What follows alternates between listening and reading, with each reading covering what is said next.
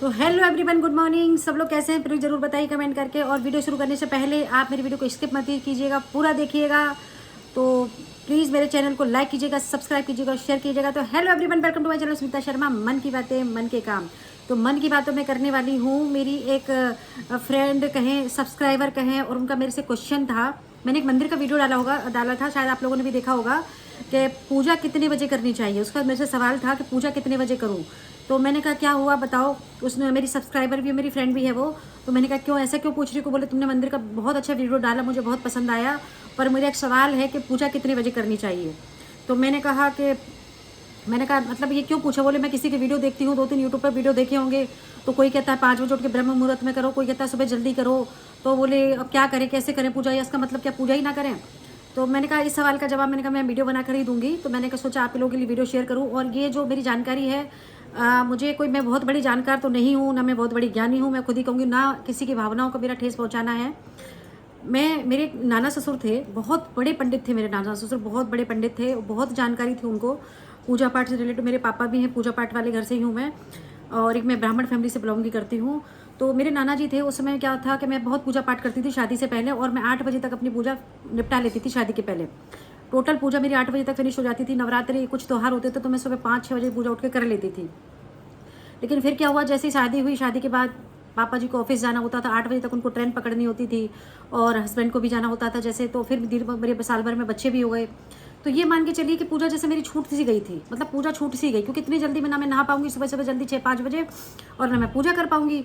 तो फिर ना बस ऐसे ही बड़ा टेंशन में मन मेरा भी बहुत ख़राब रहता था कि भाई मैं तो पूजा ही नहीं कर पा रही, मेरी तो पूजा छूट गई है। ये बड़ा मन, मतलब एक अजीब से होता है, जब तक पूजा कर लो ना मन शांत हो जाता है। तो फिर ना मेरी पूजा छूट सी गई। तो एक बार मेरे नाना जी आए हुए थे, और मेरे नाना जी से मैंने सवाल कर लिया। उस समय 1-1:30 का बज रहा टाइम होगा। तो मैं नहा कर निकली, मतलब अपना सारा काम वाम करके। तो मैंने ना, बच्चे छोटे छोटे थे तो मैं इतनी जल्दी सुबह नहा भी नहीं सकती थी, कि बच्चे अगर दूध पीते हैं तो माँ सुबह जल्दी नहीं नहा सकती है। तो फिर जब मैं नहाई धोई, 12-1 बजे नहाई धोई, तो फिर मेरे नाना ससुर आए हुए थे। तो उन्होंने पूछा बेटा पूजा कर ली, अपनी भाषा में उन्होंने बोला। मैंने कहा नहीं, पूजा तो मम्मी सुबह कर लेती है, मैं तो कर ही नहीं पा रही हूँ पूजा, ऐसी सी बात है। तब उन्होंने मुझे समझाया, बहुत अच्छे से समझाया। जो मैं आपको बता रही हूँ ये मेरा नहीं, मेरे ससुर का, और मेरा भी मानना ऐसा ही है।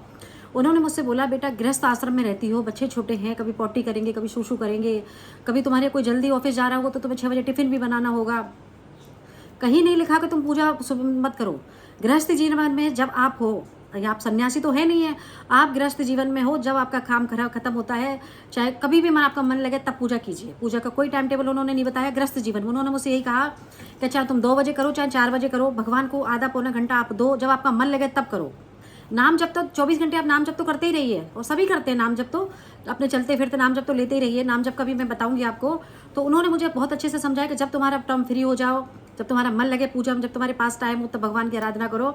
इसमें कोई टाइम टेबल नहीं है गृहस्थ जीवन में, क्योंकि तुम सन्यासी तो हो नहीं कि भाई सुबह ब्रह्म मुहूर्त में 3-4 बजे उठ के तुम पूजा करोगी, फिर तुम कब घर के काम करोगी। और गृहस्थ जीवन में कर्म ही पूजा है। मैं सच्ची बताऊं, वैसे तो हमेशा ही होनी चाहिए, कर्म जरूर ही कर दिए। कृष्ण जी ने भी गीता में साफ साफ लिखा है कि कर्म करते रहिए, फल देने की इच्छा मैं रखूंगा, तुम्हें क्या देना है क्या नहीं देना वो मैं डिसाइड करूंगा, तुम सिर्फ कर्म करते रहिए। तो जब गीता में भी साफ साफ लिखा है कि कर्म ही पूजा है, तो हम जब गृहस्थ जीवन में आते हैं तो हमारी कर्म ही पूजा है। तो कर्म ही पूजा है, यानी आप सुबह जल्दी उठिए, अपने सास ससुर की सेवा कीजिए, उनको जगह पे चाय नाश्ता जो भी देना है दीजिए, फिर घर के बाकी काम निपटाइए, जो घर में जितने भी लोग हैं सबकी व्यवस्था देखिए। एक गृहिणी का कर्तव्य, एक धर्म होता है, ये कर्तव्य है उसका। मैं ये नहीं कह रही कि जो नौकरी कर रही है बेचारी वो ये सब करने लग जाए, तो प्लीज़ अन्यथा ना ले। जो नौकरी कर रही है बेचारी, वो नौकरी पर निकलती है सुबह सुबह उठ के 6-7 बजे अमूमन निकल जाती है। मैं तो दिल्ली में रह रही तो देखती हूँ 6-7 बजे तक वो लोग निकल जाती हैं। तो वो नौकरी का उनका कर्म है, तो वो कर रही हैं। अगर हम गृहिणी हैं, घर में हैं, तो हमारा जो कर्म बनता है, तो काम ही हमारी पूजा है। सास ससुर की सेवा करना है, घर को देखना है, घर को व्यवस्थित रखना है, मेहमान आ रहे हैं जा रहे हैं उनको भी देखना है। ये नहीं कि 4 मेहमान आए तो अपने मुंह फुला के लेट गए कि भाई हमारे तो सर में दर्द हो रहा है, यहाँ तो रोज़ मेहमान ही आते हैं, तो वो नहीं करना है। तो कर्म ही पूजा है। तो अपन पहले कर्म कीजिए, फिर आपको लगता है भगवान के, तो जरूर आप जब भी आपके पास टाइम हो तब पूजा कीजिए। कहीं नहीं लिखा है। फिर बहुत से लोगों का सवाल था, एक और था उनका सवाल था कि भैया दवाई वगैरह खाते हैं तो सुबह क्या करें। तो मैंने साफ साफ कहीं नहीं लिखा, पहले पेट पूजा और काम बाद में दूजा। तो वो एक आपने कहावत भी सुनी होगी कि भूखे पेट भजन ना होए गोपाला, और ये रखिए तुम्हारी कंठी और माला। यानी भूखे पेट तो भगवान का भजन भी नहीं होता है। आप सुबह उठते हैं, चाय लीजिए, चाय के साथ बिस्किट नाश्ता जो लेना लीजिए। उसके बाद आपको जब नहा धो के आप अपने हो जाए, तो फिर आप अपना पूजा पाठ में मन लगाइए, आराम से कीजिए। कहीं नहीं लिखा है, इतनी परेशान होने की किसी को ज़रूरत नहीं है, बहुत पाखंड करने की ज़रूरत नहीं है। हमें भगवान से जुड़ना है, हमें सत्कर्म करने हैं, हमें अच्छे कर्म करने हैं, संस्कारों के साथ करना है, अच्छा माहौल रखना है, और यही हमारी सबसे बड़ी पूजा है। घंटियारी हिलाने से कुछ पूजा भी नहीं हो जाती, मैं सच बताऊं आपको। जब तक आपका मन शुद्ध नहीं होगा, आपके आचार विचार अच्छे नहीं होंगे, आपके कर्म अच्छे नहीं होंगे, सारी पूजा ही आपके बेकार है।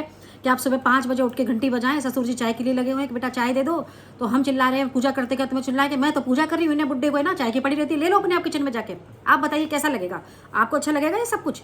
कि उस लड़की के माँ बाप को ये देखेंगे कि कैसा लगेगा? आप बताइए। वो पूजा कर रही है, भगवान का जाप करने लगी है, सास बेचारी भूखी बैठी हुई है, बीमार है, दवाई के लिए भी बैठी है। हम क्या कर रहे हैं? इनको तो दिन भर भूख लगी रहती है, हम अपनी माला ना जपे? अरे भाई नहीं, पहला काम आपके सास ससुर की सेवा करना है, घर के माहौल को अच्छा रखना है, कर्म करना है, वही आपकी सबसे बड़ी पूजा है गृहस्थ जीवन में। तो फिर आप चलते फिरते भी 2 अगरबत्ती लगाएंगे ना, बहुत बड़ी पूजा है। मैं सच्ची बता रही हूँ, करके देखिए ये सब। बुजुर्गों की सेवा करिए, आए गए का मान रखिए। और मेरे दादी के भाई थे, तो मेरी दादी ने एक बार उनसे कहा कि मेरे से बुढ़ापा आ गया है। मेरी दादी 94 की हुई थी उनकी डेथ, और मेरी दादी ने उनसे कहा था कि भैया मैं तो पूजा ही नहीं कर पाती हूँ, हाथ पैर नहीं चलते हैं। तो मेरे मामा जी ने कहा था कि जीजी तुम्हें नहाने की ज़रूरत नहीं है, तुम जब उठती हो बिस्तर में उठती हो, तुम्हें नींद खत्म उठती है ना, वैसे उठ के अपने राम राम राम राम जपती रहा करो, अपने बैठी हो जहाँ बिना नहाए धोए, कोई जरूरत नहीं तुम्हें कुछ भी करने की। और वही तुम्हारी सबसे बड़ी पूजा है, क्योंकि अब बुढ़ापा है, शरीर है, बच्चों जैसा हो जाएगा, तो बच्चे छोटे छोटे कहाँ पूजा करते हैं। तो सच टच वुड मानिए, जो मेरे मामा जी खत्म हुए थे, मेरे दादी के भाई, वो तुलसी के पेड़ के नीचे अपने आप ही एकदम शांत हो गए थे बुढ़ापे में। बहुत अच्छी डेथ हुई थी उनकी। तो वही है, सवाल वही है। और शायद मेरी दोस्त को मेरा जवाब मिल गया होगा कि आप गृहस्थ जीवन में हैं, आप टेंशन मत लीजिए, आप पाखंड मत कीजिए, कर्म करिए, अच्छे कर्म करिए, सत्कर्म करिए, माहौल अच्छा रखिए।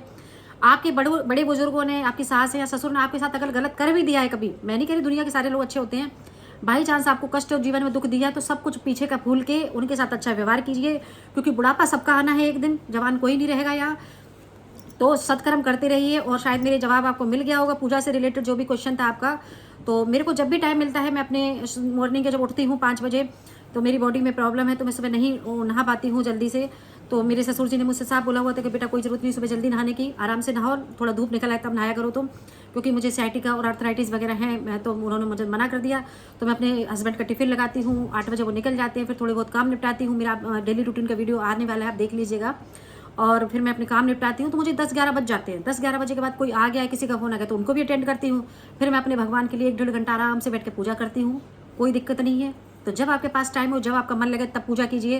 पूजा का कोई टाइम टेबल निश्चित नहीं है। हाँ, अगर आप सन्यासी हो गए हैं, आप गृहस्थ जीवन में नहीं हैं, आपने बिल्कुल दुनियादारी से मुँह हटा लिया, तो फिर आप 5 बजे उठिए, ब्रह्म मुहूर्त में पूजा कीजिए, बहुत अच्छी बात है। लेकिन हम गृहस्थ जीवन में हैं, हमारा बच्चा भी रो रहा है, पोटी भी करेगा, तो उनको भी देखना है कि बच्चे ने पोटी कर ली, सास संभाल रही, हम पूजा कर ले। तो प्लीज़, अब ये क्वेश्चन शायद आपको जवाब मिल गया होगा कि पूजा के टाइम क्या होना चाहिए। तो पूजा का कोई टाइम टेबल नहीं, जब आपका मन करे, जब आपकी श्रद्धा हो, तब कीजिए पूजा।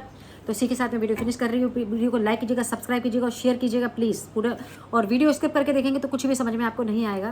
तो राधे राधे।